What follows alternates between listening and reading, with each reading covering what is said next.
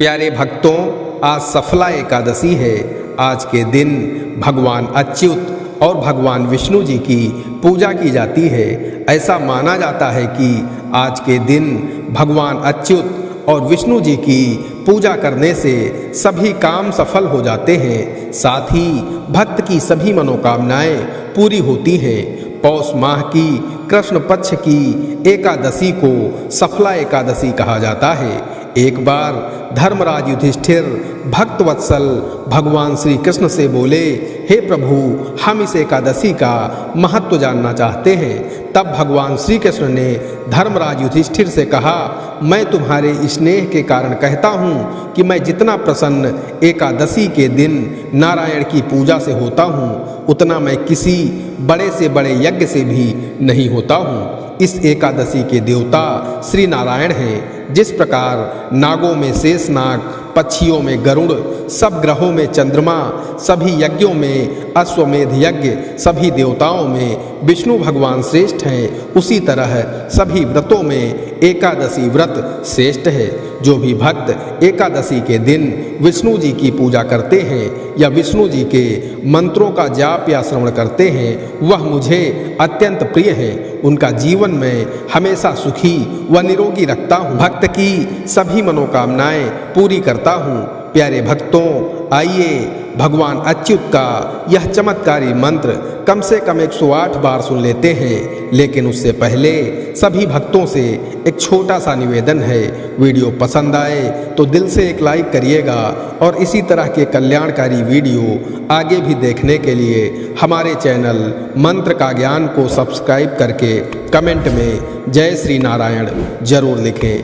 प्यारे भक्तों, महामंत्र इस प्रकार है। अच्युतम केशवम रामो नारायणम कृष्ण दामोदरम वासुदेवम हरिम श्रीधरम माधवम गोपिका वल्लभम जानकी नायकम रामचंद्रम भजे। अच्युतम केशवम रामो नारायणम कृष्ण दामोदरम वासुदेवम हरिम श्रीधरम माधवम गोपिका वल्लभम जानकी नायकम रामचंद्रम भजे। अच्युतम केशवम रामो नारायणम कृष्ण दामोदरम वासुदेवम हरिम श्रीधरम माधवम गोपिका वल्लभम जानकी नायकम रामचंद्रम भजे।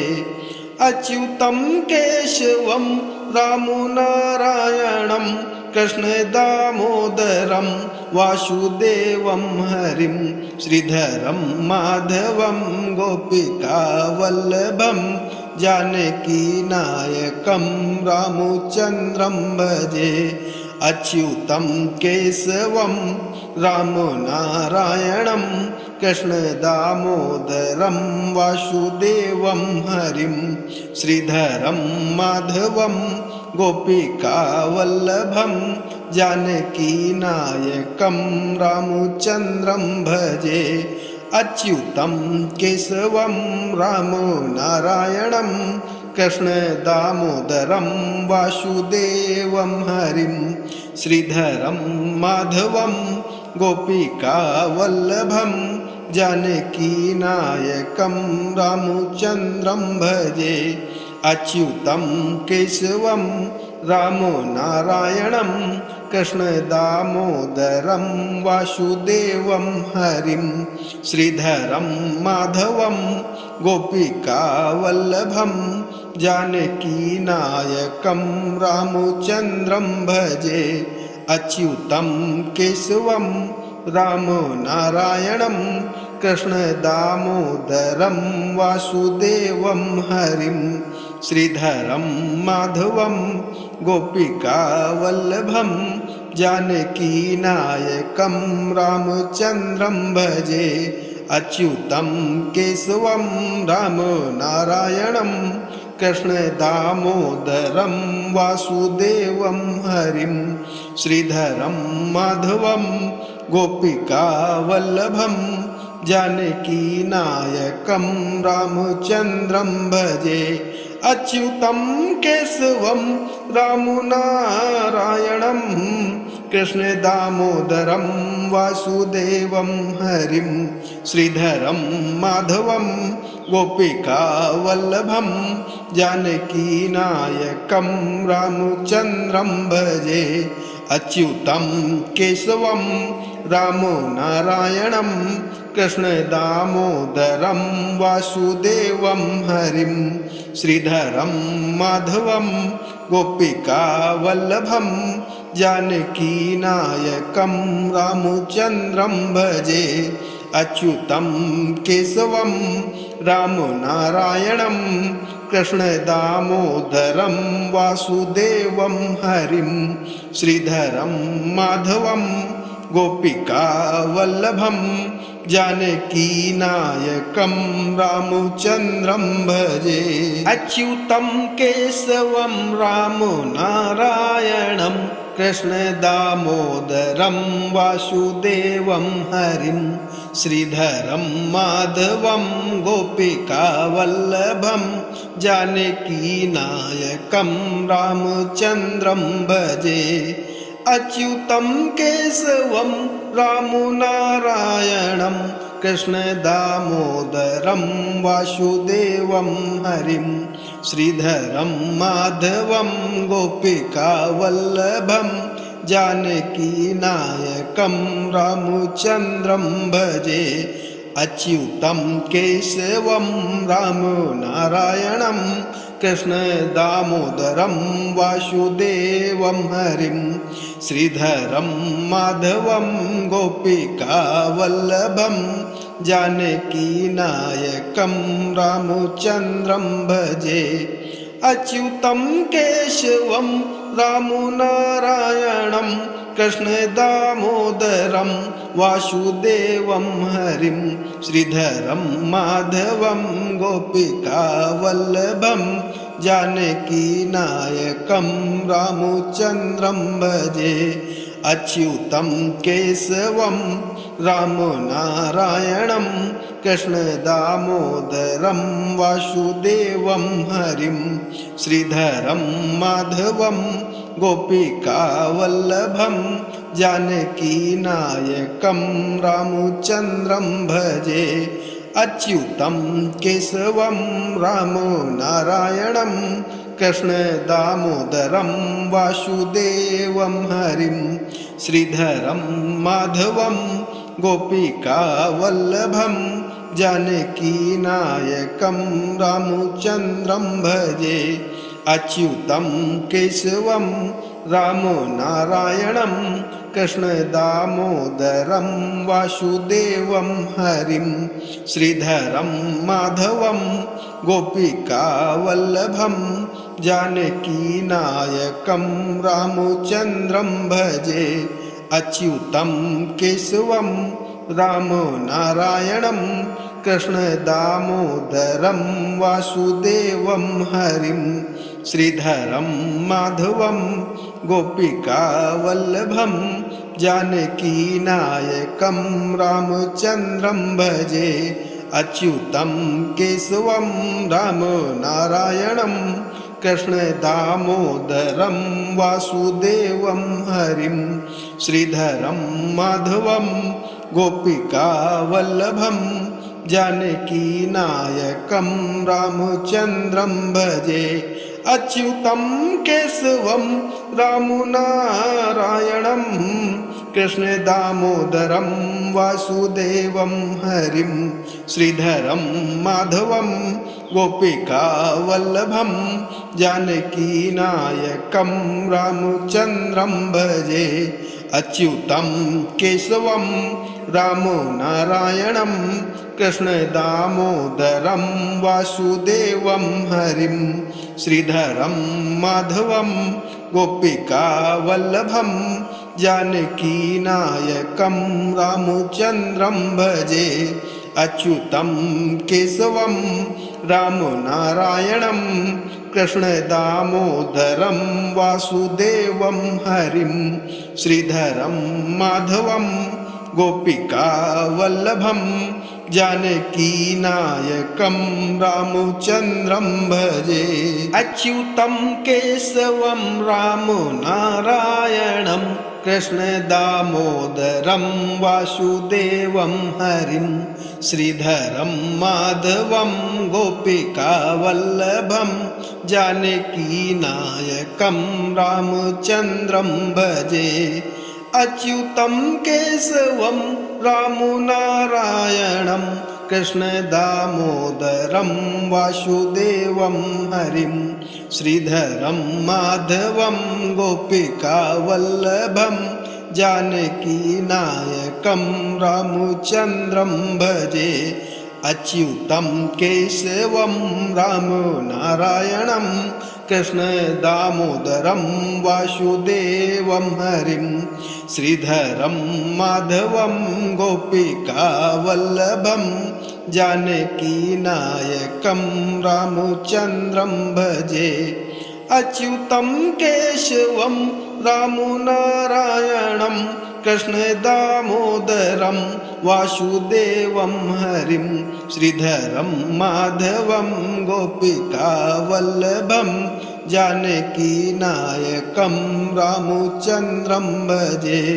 अच्युतं केशवं रामनारायणं कृष्णदामोदरं वासुदेवं हरिं श्रीधरं माधवं गोपिकावल्लभं जानकीनायकं रामचन्द्रं भजे।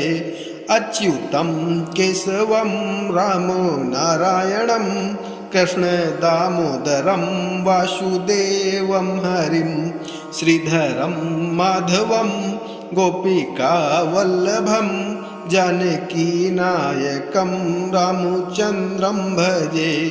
अच्युतं केशवं रामनारायणं कृष्णदामोदरं वासुदेवं हरिं श्रीधरं माधवं गोपिकावल्लभं जानकीनायकं रामचन्द्रं भजे। अच्युतं केशवं रामनारायणं कृष्णदामोदरं वासुदेवं हरिं श्रीधरं माधवं गोपिकावल्लभं जानकीनायकं रामचन्द्रं भजे।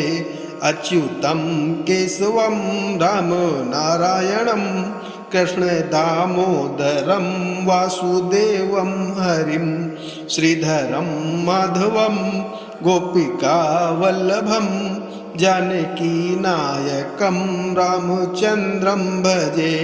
अच्युतं केशवं रामनारायणं कृष्णदामोदरं वासुदेवं हरिं श्रीधरं माधवं गोपिकावल्लभं जानकीनायकं रामचन्द्रं भजे। अच्युतं केशवं रामनारायणं कृष्णदामोदरं वासुदेवं हरिं श्रीधरं माधवं गोपिकावल्लभं जानकीनायकं रामचन्द्रं भजे। अच्युतं केशवं रामनारायणं कृष्णदामोदरं वासुदेवं हरिं श्रीधरं माधवं गोपिकावल्लभं जानकीनायकं रामचन्द्रं भजे। अच्युतं केशवं रामनारायणं कृष्णदामोदरं वासुदेवं हरिं श्रीधरं माधवं गोपिकावल्लभं जानकीनायकं रामचन्द्रं भजे। अच्युतं केशवं रामनारायणं कृष्णदामोदरं वासुदेवं हरिं श्रीधरं माधवं गोपिकावल्लभं जानकीनायकं रामचन्द्रं भजे। अच्युतं केशवं रामनारायणं कृष्णदामोदरं वासुदेवं हरिं श्रीधरं माधवं गोपिकावल्लभं जानकीनायकं रामचन्द्रं भजे। अच्युतं केशवं रामनारायणं कृष्णदामोदरं वासुदेवं हरिं श्रीधरं माधवं गोपिकावल्लभं जानकीनायकं रामचन्द्रं भजे। अच्युतं केशवं रामनारायणं कृष्णदामोदरं वासुदेवं हरिं श्रीधरं माधवं गोपिकावल्लभं जानकीनायकं रामचन्द्रं भजे। अच्युतं केशवं रामनारायणं कृष्णदामोदरं वासुदेवं हरिं श्रीधरं माधवं गोपिकावल्लभं जानकीनायकं रामचन्द्रं भजे। अच्युतं केशवं रामनारायणं कृष्णदामोदरं वासुदेवं हरिं श्रीधरं माधवं गोपिकावल्लभं जानकीनायकं रामचन्द्रं भजे। अच्युतं केशवं रामनारायणं कृष्णदामोदरं वासुदेवं हरिं श्रीधरं माधवं गोपिकावल्लभं जानकीनायकं रामचन्द्रं भजे। अच्युतं केशवं रामनारायणं कृष्णदामोदरं वासुदेवं हरिं श्रीधरं माधवं गोपिकावल्लभं जानकीनायकं रामचन्द्रं भजे। अच्युतं केशवं रामनारायणं कृष्णदामोदरं वासुदेवं हरिं श्रीधरं माधवं गोपिकावल्लभं जानकीनायकं रामचन्द्रं भजे। अच्युतं केशवं रामनारायणं कृष्णदामोदरं वासुदेवं हरिं श्रीधरं माधवं गोपिकावल्लभं जानकीनायकं रामचन्द्रं भजे। अच्युतं केशवं रामनारायणं कृष्णदामोदरं वासुदेवं हरिं श्रीधरं माधवं गोपिकावल्लभं जानकीनायकं रामचन्द्रं भजे। अच्युतं केशवं रामनारायणं कृष्णदामोदरं वासुदेवं हरिं श्रीधरं माधवं गोपिकावल्लभं जानकीनायकं रामचन्द्रं भजे। अच्युतं केशवं रामनारायणं कृष्णदामोदरं वासुदेवं हरिं श्रीधरं माधवं गोपिकावल्लभं जानकीनायकं रामचन्द्रं भजे। अच्युतं केशवं रामनारायणं कृष्णदामोदरं वासुदेवं हरिं श्रीधरं माधवं गोपिकावल्लभं जानकीनायकं रामचन्द्रं भजे। अच्युतं केशवं रामनारायणं कृष्णदामोदरं वासुदेवं हरिं श्रीधरं माधवं गोपिकावल्लभं जानकीनायकं रामचन्द्रं भजे। अच्युतं केशवं रामनारायणं कृष्णदामोदरं वासुदेवं हरिं श्रीधरं माधवं गोपिकावल्लभं जानकीनायकं रामचन्द्रं भजे। अच्युतं केशवं रामनारायणं कृष्णदामोदरं वासुदेवं हरिं श्रीधरं माधवं गोपिकावल्लभं जानकीनायकं रामचन्द्रं भजे अच्युतं केशवं रामो नारायणं कृष्णदामोदरं वासुदेवं हरिं श्रीधरं माधवं गोपिकावल्लभं जानकीनायकं रामचन्द्रं भजे अच्युतं केशवं रामो नारायणं कृष्णदामोदरं वासुदेवं हरिं श्रीधरं माधवं गोपिकावल्लभं जानकीनायकं रामचन्द्रं भजे अच्युतं केशवं रामो नारायणं कृष्णदामोदरं वासुदेवं हरिं श्रीधरं माधवं गोपिकावल्लभं जानकीनायकं रामचन्द्रं भजे अच्युतं केशवं रामनारायणं कृष्णदामोदरं वासुदेवं हरिं श्रीधरं माधवं गोपिकावल्लभं जानकीनायकं रामचन्द्रं भजे अच्युतं केशवं रामो नारायणं कृष्णदामोदरं वासुदेवं हरिं श्रीधरं माधवं गोपिकावल्लभं जानकीनायकं रामचन्द्रं भजे अच्युतं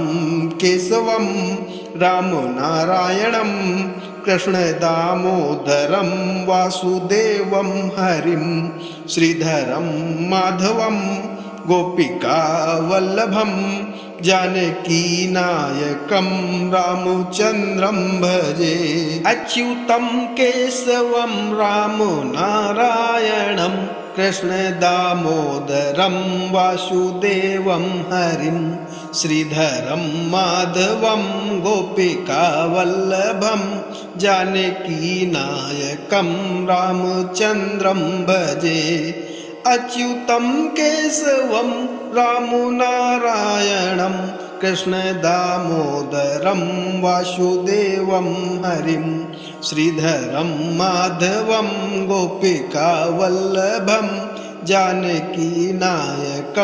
रामचन्द्रं भजे अच्युतं केशवं रामो नारायणं कृष्णदामोदरं वासुदेवं हरिं श्रीधरं माधवं गोपिकावल्लभं जानकीनायकं रामचन्द्रं भजे अच्युतं केशवं रामो नारायणं कृष्णदामोदरं वासुदेवं हरिं श्रीधरं माधवं गोपिकावल्लभं जानकीनायकं रामचन्द्रं भजे अच्युतं केशवं रामो नारायणं कृष्णदामोदरं वासुदेवं हरिं श्रीधरं माधवं गोपिकावल्लभं जानकीनायकं रामचन्द्रं भजे अच्युतं केशवं रामो नारायणं कृष्णदामोदरं वासुदेवं हरिं श्रीधरं माधवं गोपिकावल्लभं जानकीनायकं रामचन्द्रं भजे अच्युतं केशवं रामो नारायणं कृष्णदामोदरं वासुदेवं हरिं श्रीधरं माधवं गोपिकावल्लभं जानकीनायकं रामचन्द्रं भजे अच्युतं केशवं रामो नारायणं कृष्णदामोदरं वासुदेवं हरिं श्रीधरं माधवं गोपिकावल्लभं जानकीनायकं रामचन्द्रं भजे अच्युतं केशवं रामनारायणं कृष्णदामोदरं वासुदेवं हरिं श्रीधरं माधवं गोपिकावल्लभं जानकीनायकं रामचन्द्रं भजे अच्युतं केशवं रामनारायणं कृष्णदामोदरं वासुदेवं हरिं श्रीधरं माधवं गोपिकावल्लभं जानकीनायकं रामचन्द्रं भजे अच्युतं केशवं रामनारायणं कृष्णदामोदरं वासुदेवं हरिं श्रीधरं माधवं गोपिकावल्लभं जानकीनायकं रामचन्द्रं भजे अच्युतं केशवं रामनारायणं कृष्णदामोदरं वासुदेवं हरिं श्रीधरं माधवं गोपिकावल्लभं जानकीनायकं रामचन्द्रं भजे अच्युतं केशवं रामनारायणं कृष्णदामोदरं वासुदेवं हरिं श्रीधरं माधवं गोपिकावल्लभं जानकीनायकं रामचन्द्रं भजे अच्युतं केशवं रामनारायणं कृष्णदामोदरं वासुदेवं हरिं श्रीधरं माधवं गोपिकावल्लभं जानकीनायकं रामचन्द्रं भजे अच्युतं केशवं रामनारायणं कृष्णदामोदरं वासुदेवं हरिं श्रीधरं माधवं गोपिकावल्लभं जानकीनायकं रामचन्द्रं भजे अच्युतं केशवं रामनारायणं कृष्णदामोदरं वासुदेवं हरिं श्रीधरं माधवं गोपिकावल्लभं जानकीनायकं रामचन्द्रं भजे अच्युतं केशवं रामनारायणं कृष्णदामोदरं वासुदेवं हरिं श्रीधरं माधवं गोपिकावल्लभं जानकीनायकं रामचन्द्रं भजे अच्युतं केशवं रामनारायणं कृष्णदामोदरं वासुदेवं हरिं श्रीधरं माधवं गोपिकावल्लभं जानकीनायकं रामचन्द्रं भजे अच्युतं केशवं रामनारायणं कृष्णदामोदरं वासुदेवं हरिं श्रीधरं माधवं गोपिकावल्लभं जानकीनायकं रामचन्द्रं भजे अच्युतं केशवं रामनारायणं कृष्णदामोदरं वासुदेवं हरिं श्रीधरं माधवं गोपिकावल्लभं जानकीनायकं रामचन्द्रं भजे अच्युतं केशवं रामनारायणं कृष्णदामोदरं वासुदेवं हरिं श्रीधरं माधवं गोपिकावल्लभं जानकीनायकं रामचन्द्रं भजे अच्युतं केशवं रामनारायणं कृष्णदामोदरं वासुदेवं हरिं श्रीधरं माधवं गोपिकावल्लभं जानकीनायकं रामचन्द्रं भजे अच्युतं केशवं रामनारायणं कृष्णदामोदरं वासुदेवं हरिं श्रीधरं माधवं गोपिकावल्लभं जानकीनायकं रामचन्द्रं भजे अच्युतं केशवं रामनारायणं कृष्णदामोदरं वासुदेवं हरिं श्रीधरं माधवं गोपिकावल्लभं जानकीनायकं रामचन्द्रं भजे। अच्युतं केशवं रामनारायणं कृष्णदामोदरं वासुदेवं हरिं श्रीधरं माधवं गोपिकावल्लभं जानकीनायकं रामचन्द्रं भजे। अच्युतं केशवं रामनारायणं कृष्णदामोदरं वासुदेवं हरिं श्रीधरं माधवं गोपिकावल्लभं जानकीनायकं रामचन्द्रं भजे। अच्युतं केशवं रामनारायणं कृष्णदामोदरं वासुदेवं हरिं श्रीधरं माधवं गोपिकावल्लभं जानकीनायकं रामचन्द्रं भजे। अच्युतं केशवं रामनारायणं कृष्णदामोदरं वासुदेवं हरिं श्रीधरं माधवं गोपिकावल्लभं जानकीनायकं रामचन्द्रं भजे।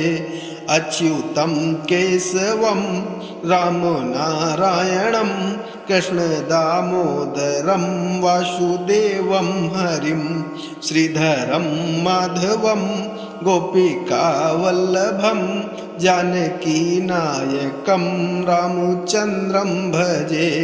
अच्युतं केशवं रामनारायणं कृष्णदामोदरं वासुदेवं हरिं श्रीधरं माधवं गोपिकावल्लभं जानकीनायकं रामचन्द्रं भजे।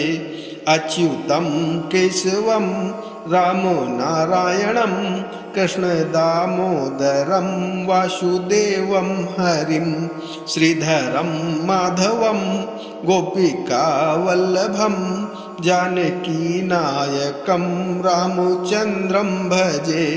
अच्युतं केशवं रामनारायणं कृष्णदामोदरं वासुदेवं हरिं श्रीधरं माधवं गोपिकावल्लभं जानकीनायकं रामचन्द्रं भजे। अच्युतं केशवं रामनारायणं कृष्णदामोदरं वासुदेवं हरिं श्रीधरं माधवं गोपिकावल्लभं जानकीनायकं रामचन्द्रं भजे। अच्युतं केशवं रामनारायणं कृष्णदामोदरं वासुदेवं हरिं श्रीधरं माधवं गोपिकावल्लभं जानकीनायकं रामचन्द्रं भजे। अच्युतं केशवं रामनारायणं कृष्णदामोदरं वासुदेवं हरिं श्रीधरं माधवं गोपिकावल्लभं जानकीनायकं रामचन्द्रं भजे। अच्युतं केशवं रामनारायणं कृष्णदामोदरं वासुदेवं हरिं श्रीधरं माधवं गोपिकावल्लभं जानकीनायकं रामचन्द्रं भजे। अच्युतं केशवं रामनारायणं कृष्णदामोदरं वासुदेवं हरिं श्रीधरं माधवं गोपिकावल्लभं जानकीनायकं रामचन्द्रं भजे। अच्युतं केशवं रामनारायणं कृष्णदामोदरं वासुदेवं हरिं श्रीधरं माधवं गोपिकावल्लभं जानकीनायकं रामचन्द्रं भजे अच्युतं केशवं रामनारायणं कृष्णदामोदरं वासुदेवं हरिं श्रीधरं माधवं गोपिकावल्लभं जानकीनायकं रामचन्द्रं भजे अच्युतं केशवं रामनारायणं कृष्णदामोदरं वासुदेवं हरिं श्रीधरं माधवं गोपिकावल्लभं जानकीनायकं रामचन्द्रं भजे